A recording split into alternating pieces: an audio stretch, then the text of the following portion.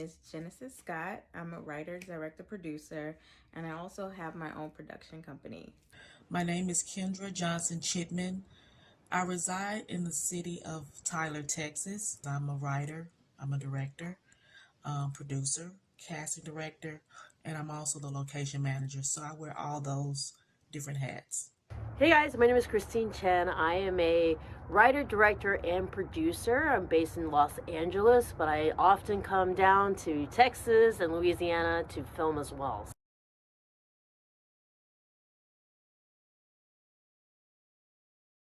I got into films because I started off as a documentary filmmaker, and then in the 90s when YouTube happened, I started to make a lot of short films, sketches, and then I just really fell in love with it.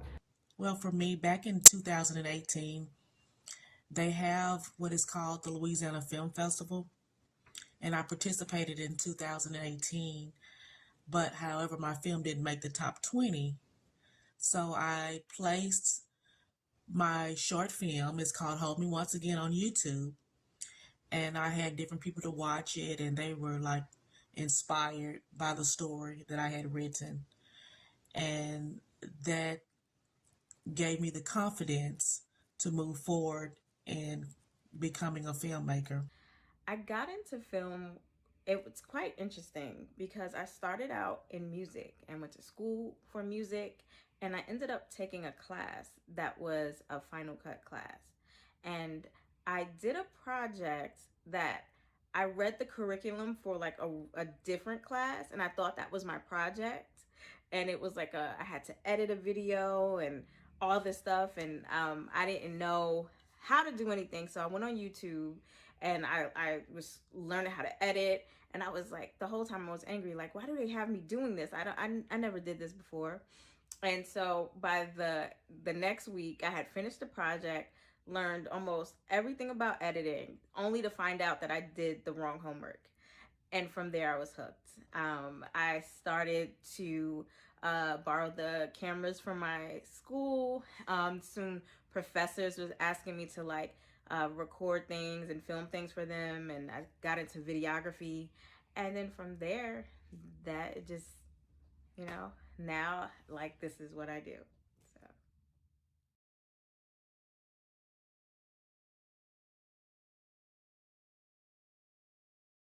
I grew up loving films by Steven Spielberg and Christopher Nolan. So my journey into filmmaking happened inadvertently, but I always loved film. I was like a cinephile. Spike Lee, John Singleton were some of my biggest influences. So, and I gotta uh, throw in there Richard Linklater. So he's also an influence of mine. One person that really got me into filmmaking to make me make that decision was I have a cousin. She and I used to always rent movies. This was like when I was in my early 20s. I was in college, and we would always have a competition to see who rented the best movie from Blockbuster. And I would always seemed like I would figure out the plot before it happens and predict it and tell her, I think this is what's going to happen. So she would be like, I believe you've seen this movie before, I believe. And I'm like, no, I haven't seen it. So I just had this distinctive instinct that something was about to unfold by watching the movie. So she finally told me, I believe you're going, I was going to school to get a degree in English. And she told me, I believe you're going to school for the wrong thing. So that was one person that influenced me. Just seeing great, awesome actors and actresses on TV back in my time when I first was into watching movies. Denzel Washington, Angela Bassett, Julia Roberts, Richard Gere. I mean, these were like some of my favorite idols that I just enjoyed watching their performances on TV.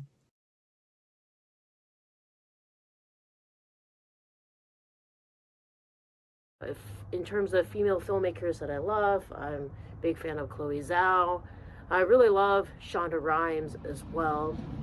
I admire people who are writer directors. I met this beautiful young lady in Shreveport, Louisiana. She has a also a filmmaker, African American filmmaker, and she produced a short film called Reunited. It has a beautiful love story to it. I was very inspired when I watched it. So she was one of my greatest inspiration that I met, and just connecting with her just gave me the encouragement to move forward and becoming a filmmaker. Filmmaking is a male dominated career path. And so I didn't have a lot of women to look up to when it came to filmmaking, directing, and all of that. So when Gina Prince Blythewood came onto the scene, it kind of changed everything for me. And she was doing big pictures, very like detail oriented, and she like directed like almost like art. It's like an artistry. It's like a master painter at work.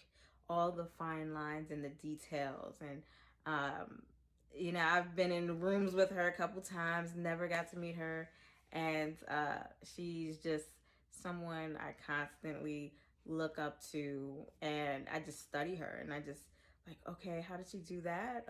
Well, oh, she made this choice. So yeah, Gina Prince.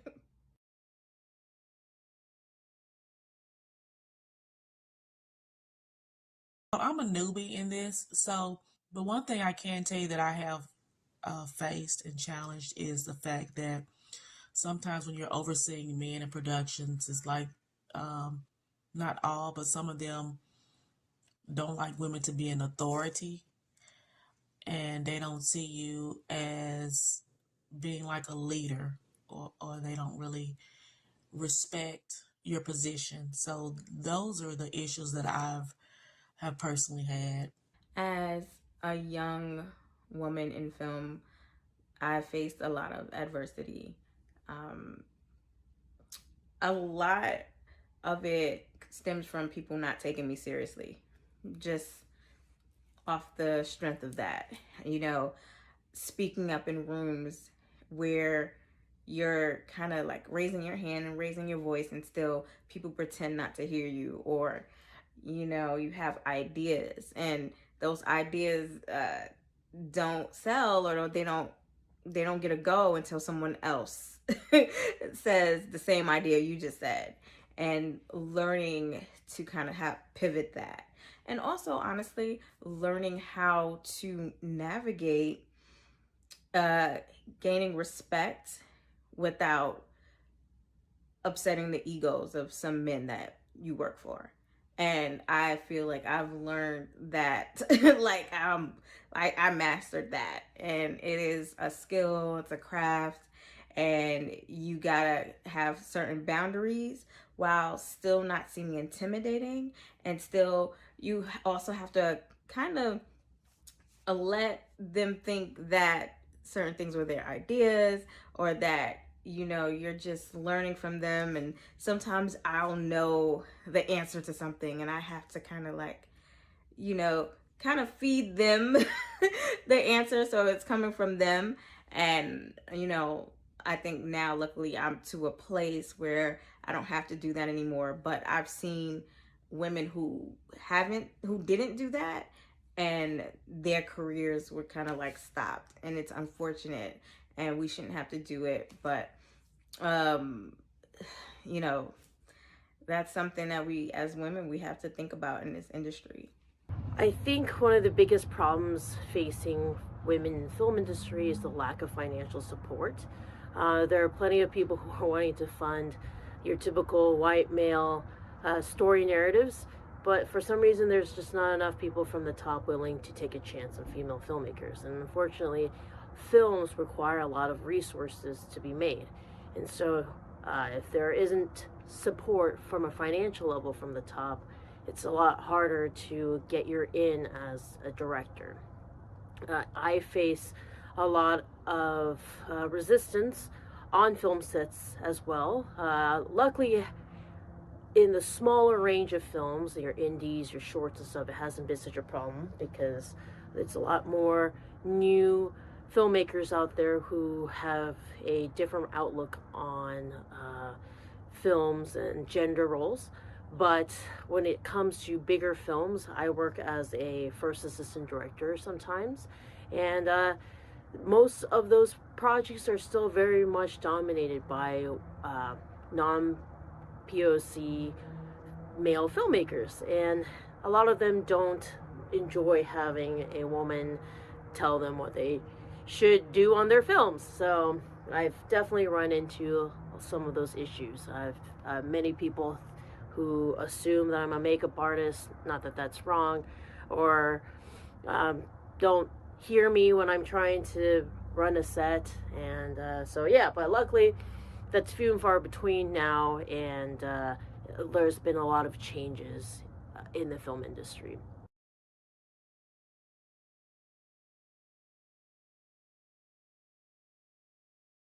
Well, I do have one short film, and currently I'm production for a film called What Kind of Church Is This? It's going to be a full feature, my first full feature. So I have some more film productions that I would like to produce as well. So this is the beginning of my new journey, and I'm super excited about it. And we will be filming actually on this year on April the 29th, 2023. What kind of church is this? So we're planning on putting it on digital platforms. So I'm excited about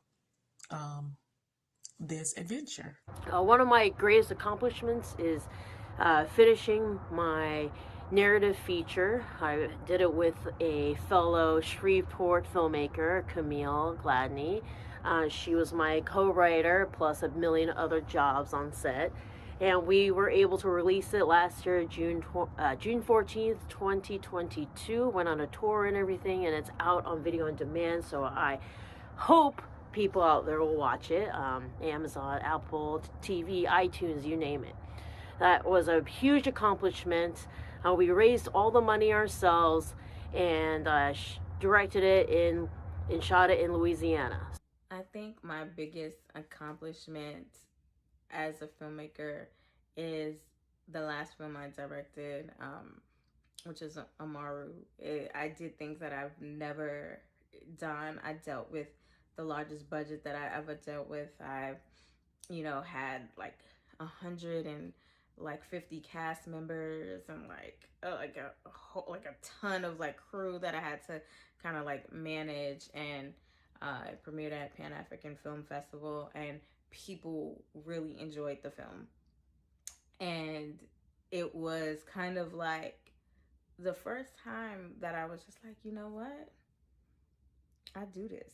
I does this.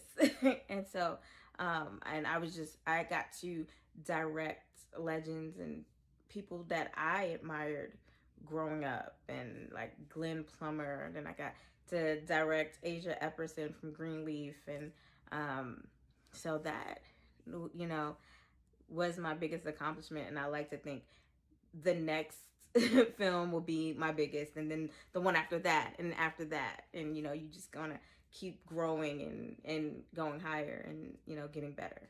So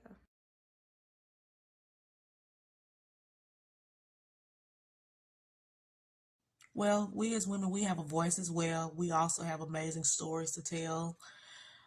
It shouldn't be a gender issue when it comes to being a filmmaker. However, there is um, oftentimes. So it's about creating something that you love for people to watch, for people to be uplifted, for people to be encouraged. Um, so I think that's what it's all about. It shouldn't be about a gender preference. And I think female stories are very important. It's a better representation of the world that we live in. And I think with there's always it's just different perspective. Females just bring a different perspective in different stories.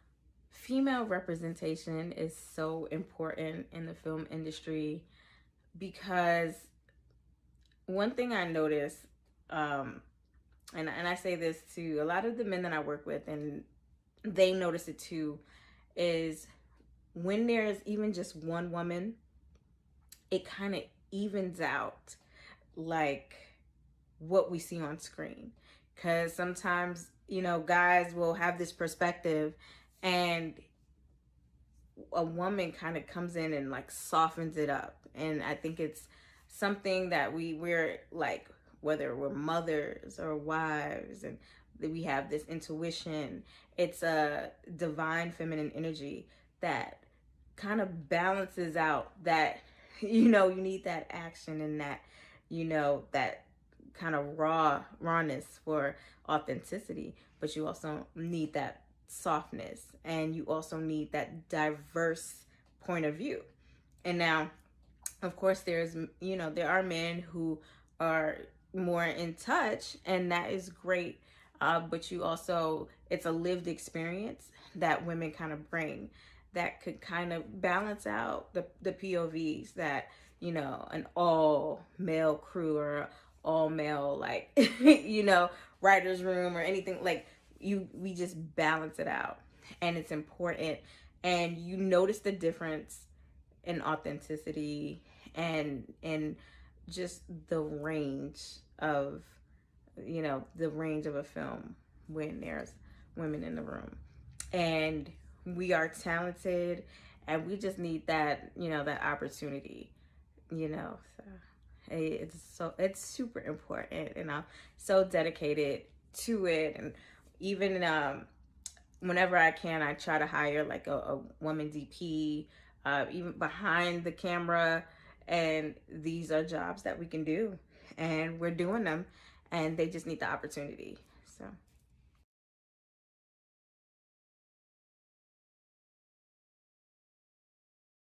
The changes I would like to see is for females to have more support, have more job opportunities, that men that are in positions of making decisions of women being hired, that they would open up doors for those ladies to do so, to show their talent. There are some changes, well, there are a lot of changes that I would like to see when it comes to women in the industry and diversity in general. But I would like to see more women behind the camera, and not just, you know, I guess using, you know, women as like pretty faces to have in front of the camera, but also behind the camera. I'd like to see more women in leadership roles, because I do think just on the day to day, the things we have to manage, like, and if you're a woman, you know what I'm talking about. I don't even have to list it, but the things that we have to manage, that makes us like have a specific skill set for delegation, organization, and things that kind of just wouldn't like make a set just run smooth. So I like to see us in leadership roles, and I would like to see more men, and I'm seeing it more, more men supporting us and really getting behind us. I would like to see a lot more of that, and I would like to see more men in this industry check their unconscious biases. And, you know, sometimes they don't even know that they have it. And I would like to see more men kind of approaching, even you know, just, you know, dealing with us in that way, and from that understanding. And so they're the whole list, but those are kind of the things that come to mind on the changes I would like to see in the industry. I would love to see more film programs for female filmmakers, more shadow opportunities, more funding for different filmmakers. I think funding is our biggest hole that we must fill, and it really starts from the top. And so I would love opportunities to be considered, to be in the room, to be on whatever list you need to be on to be considered for directing opportunities. I know that a lot of films, they go to agencies, and if the agencies don't have a list of female filmmakers that, you know, they can push, then they immediately just go to their male clients. So it really whatever it takes to get on those lists, to get funding would be great.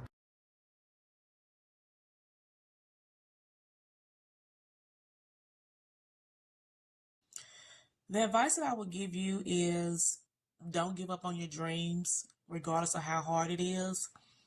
I'm self-taught, self-made. I started out doing stage plays without any experience. I did my first stage play 2008. I wrote, directed, produced my own stage play, and I'm doing the same thing in film. So my philosophy is don't wait for an opportunity, create an opportunity. So don't wait for someone to hire you, hire yourself, and you can do it yourself. I've self-funded my own projects.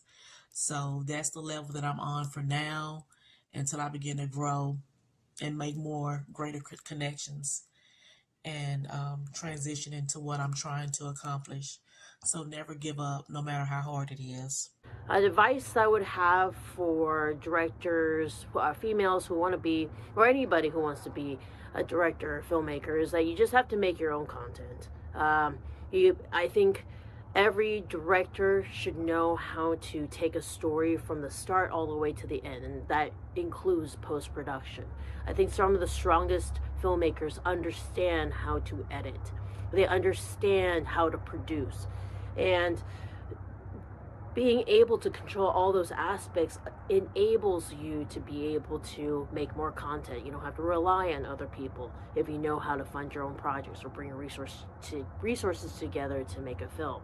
So, yeah, I think that's the biggest way to get into directing, filmmaking, is to create your own content. And you just got to do it, especially being a female filmmaker. It's hard to wait for people to give you an opportunity, and that opportunity may never come, so you kind of have to create your own.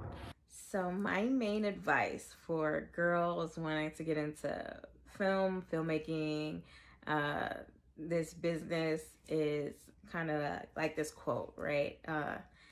Anything you can do, I can do better. And what I mean by that is just know that if you are dedicated to learning and growing, you could be just as good as anyone else.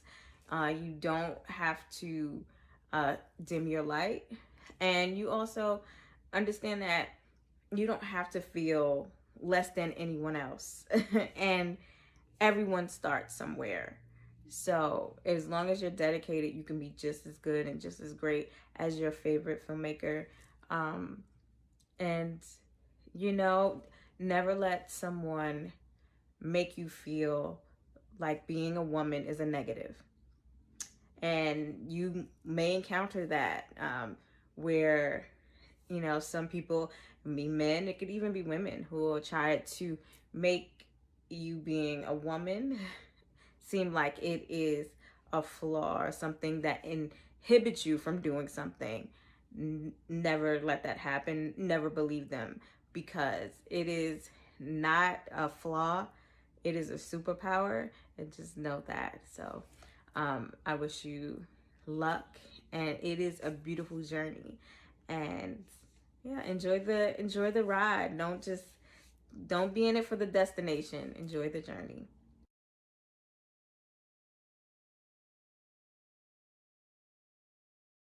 Yeah, I love being in the film industry, and I think there needs to be more women out there supporting each other, hiring other women, funding each other's projects. I can't wait for the day when I've been lucky enough to make enough in the film industry to be able to give back from a financial aspect, economic aspect, to bring more female filmmakers into the network. Until then, I often mentor and everything, and I think that's a great way to give back. So any filmmakers out there who are succeeding in the industry, I think that's the best way to help each other out, is to invite other female filmmakers to come to your sets, to meet the crew, to shadow and stuff like that.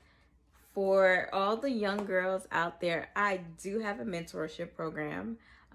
We specialize in writing, filmmaking, all things kind of like entertainment. And you can sign up and join by going to masteryhouse.org. And so that's www.masteryhouse.org. Go to the education tab, and then you'll see my the mentorship program there. And I have learned so much from women who came before me, and I want to give that back. So if you're interested in this business and doesn't matter where you're from, that's why we got Zoom and all that great stuff, definitely hit me up. Female representation is important behind the camera, in front of the screen. It's important for us to write meaty roles for female actresses. We're doing ourselves a disservice if we're not doing that. If we are only writing strong male roles but no strong female characters and whatnot. So I think I said everything, but yeah, support female films.